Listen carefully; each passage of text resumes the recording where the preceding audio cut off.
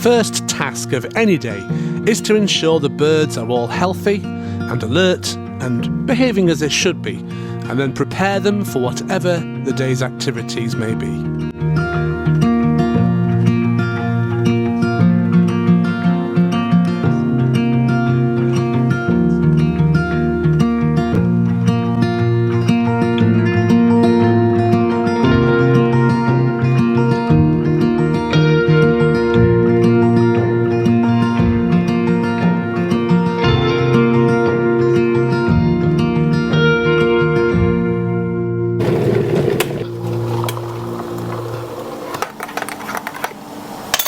Well, welcome to my home and welcome to a new edition of the Owl Diary, a vlog, a day in the life edition. I've got my black coffee here. I always started off with a lemon green tea followed by a black coffee and I'm good to go for the day.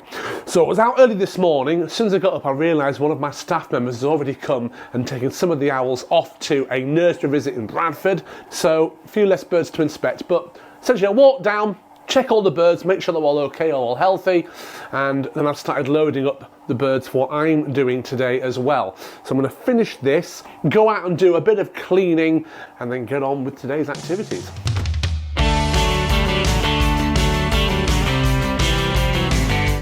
And we're off. Right, let's get going. Another private booking. Every day is always different, not one day is the same. And the to-do list seems to just get bigger and bigger all the time. I do have people who help me as well, of course, but this morning I noticed that it's time to replace the AstroTurf on the perch that Eva, our Canadian great horned owl, uses. She's ruined it. It was only put on about 2 months ago. So we need to look at why she's doing that. Is there something else we can do as an alternative so that she'll not do it? Maybe it's just a thing she enjoys doing and we shouldn't take that away from her, I don't know. I also noticed that the hose had sprung a leak. Chop that down and refit it and sort it out. There's always something to do, you know?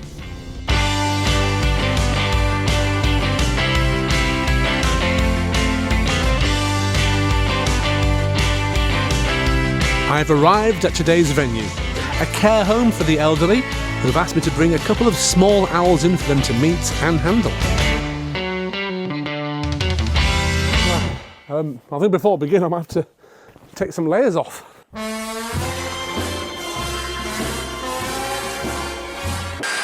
So Gizmo here is an Indian Scops owl. He's about 4.5 years old. Right, so this one is Bernie. Bernie here is a tawny owl, and these are the ones we hear in the UK mostly. You don't often see them, but they hoot a lot in the countryside and in towns as well. So when it comes to owls, there are actually quite a lot more types of owl than you might think. There are over 250 different types of owl. Do you want to take a guess, Al, how many we have in this country? 10? Any advance on 10? Is this on owls? Yes, types of owl in the UK. Say about 5. Exactly right, you win £1,000. You don't really win £1,000, but... All right, that was pretty good. That was a decent care home. I'm really pleased with that. So, interesting, some of the characters as well, and they were having a good time, even the ones who had a memory that was failing them, and they're asking the same questions a few times over. They still really seem to appreciate having the animals there, and like I said, they're having a bit of a giggle amongst themselves and everything. I'm gonna head back now to the next thing, and got enough daylight left, just about this time of the year, to get some birds flown, give them their exercise that they need. So I'm out flying the birds that are currently at flying weight, the ones that haven't been flying recently, especially in some of the indoor venues. And that's the trouble at the minute. We've had so much rain recently, almost raining every single day. I mean, the field is quite soggy now, that we've not really had many opportunities to get the birds out and fly them outside. So I'm really pleased that I've got some sunshine today, and I did, in all honesty, pick today for this day in the life because of the weather. So he's up the tree at the minute. This is really great enrichment and really good exercise as well for the birds. We try to fly the hawks where there are trees because they are kind of a woodland eagle in some respects, and they benefit quite well from this. I mean, look at the space on this field here behind me. It's a fantastic place to fly birds, great for flying falcons actually. In fact, Sonic, our peregrine falcon, is currently being trained by one of our team members, so I'll do a video on that very soon. I'm going to go in for a catch now. we do like a catch. It's a good enrichment thing. So what I do is I use my 2 arms. He knows that means it's going to be a catch, and oh, not bad at all. Oh, shall we get the slow-mo shot?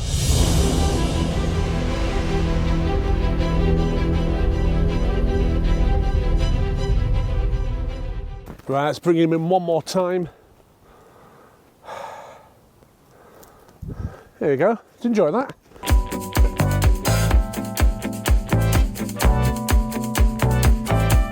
Good girl. Right, all the birds are away for the evening and last job of the day really. So AquaTurf, we use this quite a bit. Not just in aviaries but in boxes as well. These are dry ones ready to be used again, but at the end of the day you're going to wash things out, down, dip them in antibac, etc., drain them and then dry them outside drainage and then inside here to dry. Possibly the most important job of the evening, other than feeding my dog, is to ensure that I've got food out for the next day. And tomorrow is a quail day, so I'm going to need to get a few of them out. They look a bit like that. There we are, very nutritious for the birds. I'm also going to need a few cockle chicks because I'll be doing a little bit of flying as well tomorrow, so I'll need the legs and things for those, and a couple of mice as well.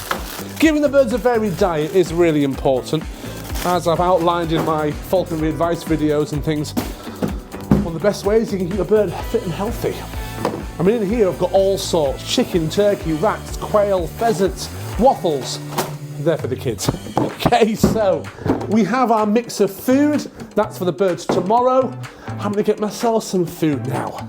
Once my noodles were on the hob, I put some things on to charge, ready for the next day. I filled today's shenanigans into the record keeping, and I thought my day was done, so I went for a shower. When I came down, I'd had a missed call and this voicemail. Hi, I've picked up a kestrel off the road that's just been run over. Perfect condition, but I don't know if that is eye. It's breathing, but it's very, very still.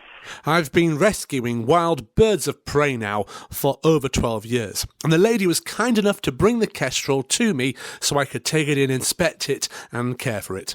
Right, I've had a good examination of this kestrel then. So she said hit by a car, believed to be clipped by a car, found on the roadside.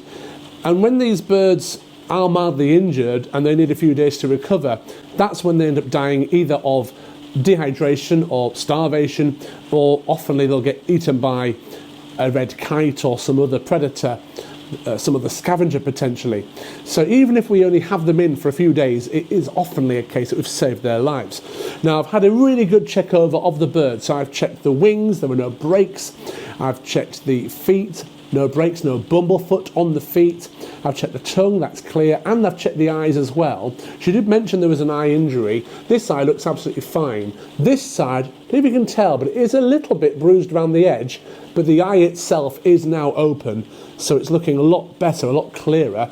And I've weighed the bird as well. It's at a reasonably healthy weight actually, and the keel, which is the sharp bone on the front, doesn't feel too sharp, so again, that's another indication that it isn't underweight. So what we're going to do, we're going to pop it in a box. It's in quarantine, essentially, because bird flu and things like that. Don't want to mix anything bad coming in with our birds. And we'll give it a good shot. Hopefully it'll eat some food. And with the best of luck, this hopefully will be one of the birds of prey that we do release back into the wild.